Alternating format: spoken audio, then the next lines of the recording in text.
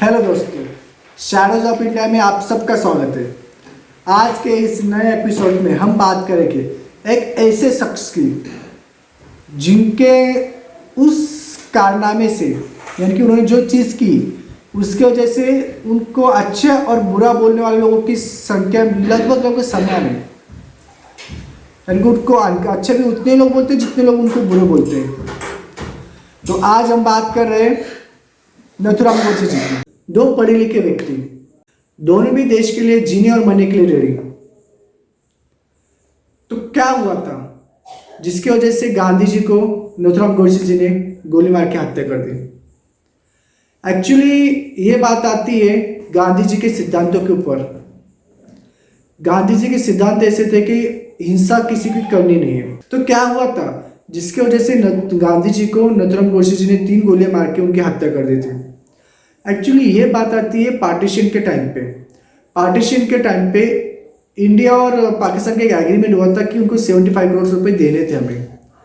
तो फर्स्ट 20 करोड़ रुपए देने के बाद इंडिया ने सितंबर 1947 को तुरंत ही इंडिया के ऊपर आक्रमण कर लिया। इसके चलते इंडिया तो और तो जीत गई, लेकिन फिर इंडियन पार्लियामेंट ने यह सोचा कि पाकिस्तान को हम बैलेंस अमाउंट जो 55 करोड़ से वो देंगे नहीं। ये बात वाइस रॉय को पता चल गई और वो तुरंत गांधी जी के पास गए और उन्होंने गांधी जी को सब बता दिया। तो गांधी जी थे अहिंसात्मक, तो उन्होंने अपना हथियार यूज कर लिया, यानी कि आमरण उपोषण। वो आमरण उपोषण पे बैठ गए और जैसे ही गांधी जी आमरण उपोषण पे बैठ गए, इंडियन पार्लियामेंट को गांधी जी के सामने झुकना पड़ा और फिर इंडिया को 55 करोड़ रुपीस पाकिस्तान को देने पड़े। ये बात नथुराम गोडसे जी को बिल्कुल पसंद नहीं आई। ये फर्स्ट इवेंट नहीं था, इससे पहले भी ऐसे बहुत सारे सीन हुए थे जो नथुराम गोडसे जी को पसंद नहीं आए थे।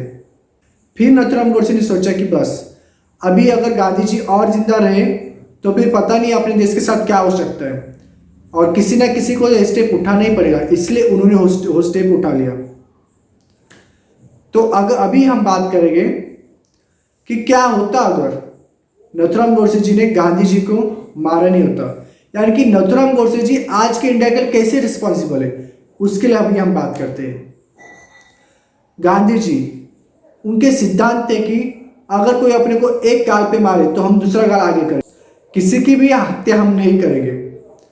मीन्स हमेशा अहिंसावादी ही रहेंगे और अपने सिद्धांतों को वो ग्रेट साबित करने के लिए किसी भी हद पे जा सकते थे, किसी भी हद पे। और ये हमें अपनी हिस्ट्री में पता चल जाता है, जैसे कि असहकार आंदोलन को कैसे गांधी जी ने पीछे लिया था। ऐसे बहुत सारे किस्से हैं। अभी गांधी जी की हत्या हुई थी 1948 में, 20 जनवरी 1948 में। उस टाइम पे गांधी जी की एज थी 78 ईयर्स। अगर अभी हम ये सोच भी लेते कि गांधी जी और 22 साल जीते, यानी कि उनके सेंचुरी कंप्लीट करते, तो इन 22 सालों में क्या होता? तो गांधी जी थे अहिंसावादी, अगर वो और 22 साल जीते तो देखते हैं क्या क्या हो सकता था। सितंबर 1948 में वल्लभ भाई पटेल जी ने लश्कर का यूज करके हैदराबाद को इंडिया के अंदर विलीन कर लिया था। अभी अगर गांधी जी उस टाइम पे जिंदा होते तो वो लश्कर का यूज करने नहीं देते, यानी कि हैदराबाद एक सेपरेट कंट्री रहता। वैसे ही 1954 में हमें लश्कर का यूज करना पड़ा था दादरा नगर हवेली को इंडिया में शामिल करने के लिए। अगर गांधी जी उस टाइम पे भी होते तो ये पॉसिबल नहीं था, तो दादरा नगर हवेली भी एक सेपरेट कंट्री अभी भी होती। उसके बाद गोवा के लिए भी हमें सेम यूज करना पड़ा था। अगर गांधी जी होते तो गोवा भी एक सेपरेट कंट्री अभी भी रहता। 1962 में चाइना ने इंडिया के ऊपर आक्रमण कर लिया था जमीन के लिए। तो अगर गांधी जी जिंदा होते तो मैं भी इंडिया को जमीन देनी भी पड़ती चाइना को, क्योंकि अगर वॉर खत्म होना है तो उसके लिए हमें कुछ ना कुछ तो करना पड़ेगा। अगर किसी भी इंसान की जान नहीं लेनी है और वॉर खत्म करना है तो हमें तो जो सामने वाला बोलता है वो तो करना ही पड़ेगा। उसके बाद हुए थे 1965 में पाकिस्तान ने भी जमीन के लिए वॉर किया था। फिर 1967 में चाइना ने इंडिया के ऊपर फिर से आक्रमण कर लिया। फिर 1971 में पाकिस्तान ने फिर से इंडिया के ऊपर आक्रमण कर लिया। इन चारों वॉर का रीजन एक ही था, जमीन। इन दोनों कंट्रियों को इंडिया की जमीन चाहिए थी। अगर उस टाइम पे गांधी जी जिंदा होते तो हमें इन जमीनों को देना पड़ता जो वो डिमांड कर रहे थे।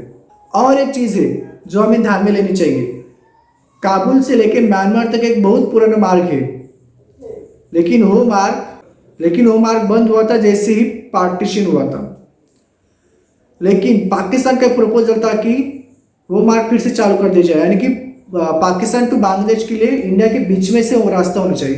तो अगर गांधी जी जिंदा होते तो पॉसिबिलिटी है कि वो मार्ग भी चालू हो जाता, और अगर वो मार्ग चालू हो जाता तो फिर इंडिया के दो टुकड़े हो जाते। ऐसे ही अगर हम बात की जाए तो आज की डेट में बहुत सारे स्टेट्स, यानी कि स्टेट भी नहीं बोल सकते, बहुत सारी कम्युनिटी है जो अपनी अलग कंट्री के लिए डिमांड करती है। अगर गांधी जिंदा होते तो मे भी इंडिया के एक नहीं, दो नहीं, बहुत सारे टुकड़े भी हो सकते थे। तो अभी तक हमने देखा कि 3 ऐसे संस्थान जो अगर गांधी जिंदा होते तो मे भी आज एक सेपरेट कंट्री हो सकते थे। अगर गांधी जिंदा होते तो मे भी इंडिया के बहुत सारे हिस्से पाकिस्तान में और चाइना में चल जाती, या फिर हमें हमारे ऊपर चाइना का पाकिस्तान का भी राज हो सकता था।